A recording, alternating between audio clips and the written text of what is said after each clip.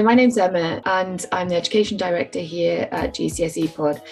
Thank you to PiXL English for letting us come today to talk to you about some completely free resources. You don't have to have a subscription. They're available for free for everybody to support you in diversifying your curriculum.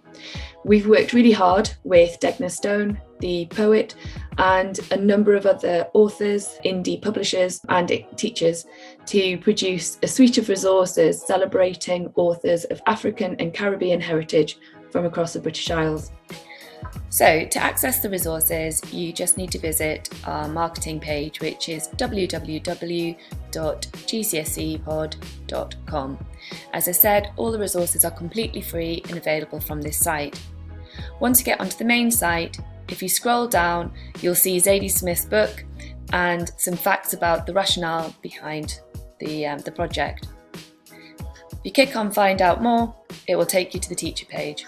Once you arrive at the teacher page, you can see there's the project celebrating authors of African and Caribbean heritage. Here you'll find your teacher toolkit. If you download this, it will come to you as a zip file and contains all of the resources you need to get started in the classroom, all of the tasks and some of the thinking around the strategy. If you want to run this through your library or just want to actually complement it with some library resources, you've got a pack here. That'll also come down like a zip file. If you want to go on to watch the pods, you just need to go to this section of the page and go to the View Pods. This will take you to our pod page. On here, we have 25 pods. Each one represents a different author from African and Caribbean heritage from across the British Isles, including Ireland. As I said, this is not an exclusive list. We had to narrow it down, but we do want to add to it. So if anybody sitting there now thinks actually there's an author missing, there's somebody I'd like to see on here, please do get in touch. We want this to be something that grows and not just a moment in time. Well, let's have a quick look at one of the resources. How about Caleb? Caleb Femi was born in Nigeria, where he was raised by his grandmother before moving to the UK when he was 7. His debut poetry collection, Poor, set in London's North Peckham estate, is written in South London dialect and contrasts the ideals of the estate's architects with the reality of living there for its inhabitants. So, as I said, this is not an exclusive list, and to try and encompass more than what we could fit into the pods, we also teamed up with bookshop.org to create our own reading list.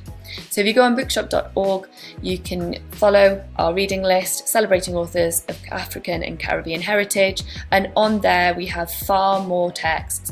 These have been influenced both by the poet, Degna, but also by a number of other teachers and students that we've showcased these resources to or have used the resources and come back to us to make suggestions. So that's the resources. As I said, they're free and available to everybody to use from now. So rather than listening to me talk any more about the resources, I really want to hand over to someone who supported us in creating all of the resources you've seen today and many more. Joanne is a phenomenal English teacher. She works for Teach First, but I'm absolutely delighted to have had her on board this project, supporting us as an organisation and shaping our way forward. Thank you, Joanne. Hello, I'm Joanne Benjamin Lewis. I'm a development lead for Teach First, which means that I train teachers. But before working for Teach First, I was an education consultant, head of English, assistant head, and I've also been an Ofsted inspector. And recently, amongst being a mum and a carer for my elderly mother, I've been involved in some writing projects. So I've been working on an anthology all about diverse texts. And I also head up our BAME affinity group so that we support staff who come from diverse backgrounds and also do lots of work with our trainees. As a result of that, I've been involved in our Missing Pages campaign, which has found that there are a large number of our students who never read a text by a Black author or a author of colour, and that the set text list for many of the examples feature very few diverse writers. And we would like that to change. My role in the CAACH project has been to create resources and come up with suggested ideas for a whole wealth of diverse writers. So we go from Akala to more well-known writers like Grace Nichols, and also emerging artists like Jay Bernard.